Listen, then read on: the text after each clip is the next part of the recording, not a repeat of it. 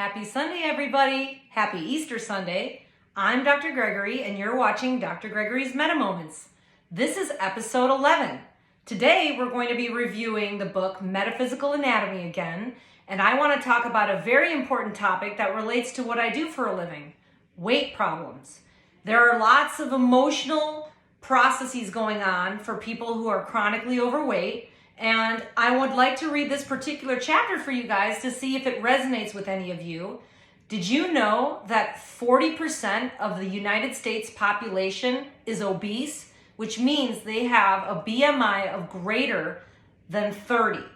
What it also means is that the obesity epidemic going on in this nation can lead to far more concerning disease processes such as blood pressure, diabetes, cardiovascular disease, and cardiovascular disease is the leading cause of death in the United States. Despite all of the fears and concerns that people have been dealing with right now with COVID, etc., cardiovascular disease is still the leading cause of death.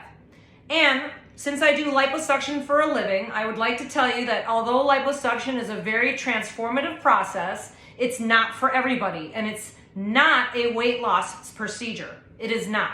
What it does is help you contour your body better and help you feel more confident such that your problem areas are resolved. But it's still really important to address the issues of why you may be obese or overweight in the first place. Because again, that has a very strong emotional component to it. And I don't necessarily say yes to every patient who's looking to get liposuction with me, just so you know.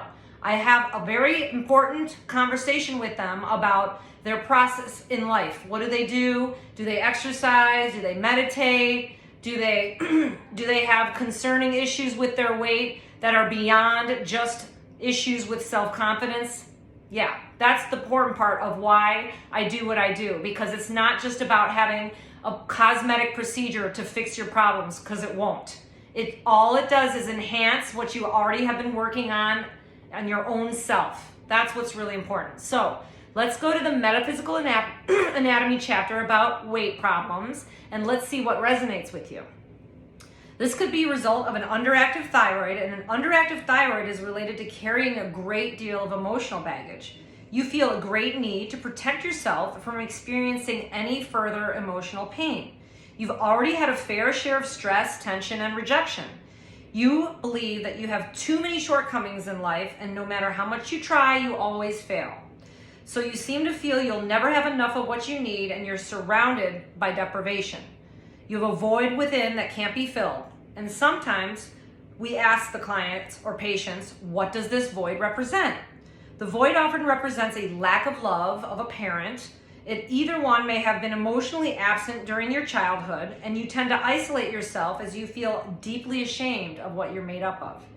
As a child, you feel your talents were often suppressed. You're afraid of your own power as it makes you feel out of control. You punish others by punishing yourself. You sacrifice your body, health, and happiness to punish others who may have caused you pain in the past. You have a deep fear of losing control, and you've invested a great deal of emotional energy to keep your trauma and sorrow at bay. You try to avoid people and circumstances that could shake your foundation. You have a fear of being with a partner who's in the same gender as the parent who emotionally or may have physically abused you. This could be losing a father or a mother. You might find yourself avoiding being in relationships with men or women. You fear being hurt or abandoned. This may make you be overly cautious and decide to be unattractive in order to avoid unnecessary attention. You see intimate partnerships as a one-way relationship that's in the favor of the partner, as meeting your own needs does not feel important. You didn't see any teamwork between your parents, and as a result, you believe it's not possible to find support and harmony in future relationships. There's a deep rage and anger that's suppressed due to fear of self-expression. This stems from an abusive or manipulative household. It could be physical or emotional. You feared your source of food and comfort, your parents, during early infancy stages, and what you want and need in life has always been the last priority for others. You were made to believe you were worthless and not important in the family, and you feel like an outcast and have to carry all your burdens on your own.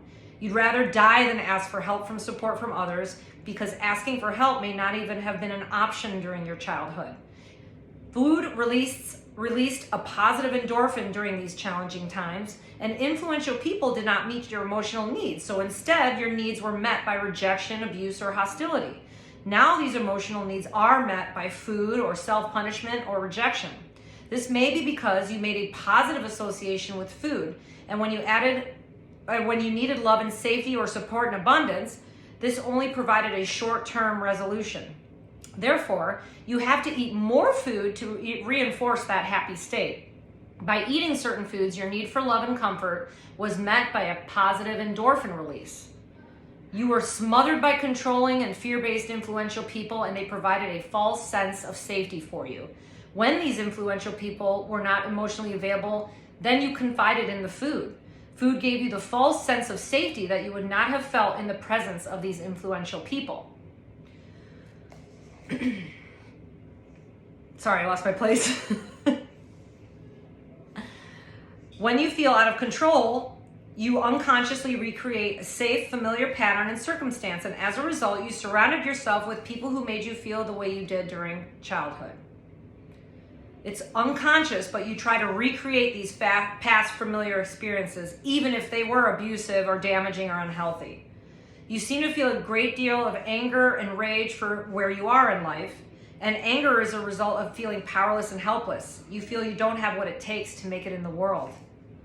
Your talents may not always have been supported in a way that would give you confidence to support it further, so you sabotage your goals. You seem to feel you don't deserve to be happy, and that you're part of the audience watching how well everyone else's life is panning out. You're feeling a great deal of disgust with yourself. You feel like a victim of circumstance. Whenever you're challenged, you hide and become invisible instead of standing your ground. You feel helpless and felt helpless in your childhood to change these circumstances. And the pattern of helplessness has now overlapped into your adult life. And you're trying to compensate for that part of you that's unattractive and not perfect. Your friendliness is often a symptom of a hidden submissive nature. If you don't give in to others, you fear being rejected. Everyone needed you, yet no one offered support. This only reinforced the illusion that you have a lack of everything in your life. Wow, that's really powerful. So as I was saying before, food is just another coping mechanism we have, but since it's widely available and it's not illegal, it's not a drug or a substance that could be illegal, food tends to be a very abused substance in our nation, but also in the world, because it does provide endorphins, and it only provides so many endorphins, and ultimately your tolerance level increases, which means it takes more food to feel better. So chronic weight issues have definite emotional component to them, and although these are really harsh statements that could really upset somebody when they're listening, it's really important to take a look inside and see what sort of behavioral patterns are leading to your chronic weight problems. So again, liposuction is a wonderful procedure. It helps transform you, but it is not the answer to your problems. It's actually just a symptom of your healing, right? So again, I love to counsel my patients when they come in for consultation regarding liposuction, because not everybody is a candidate for this. They have to be ready. Thanks for watching, everybody. Happy Easter Sunday, and I hope you're all well.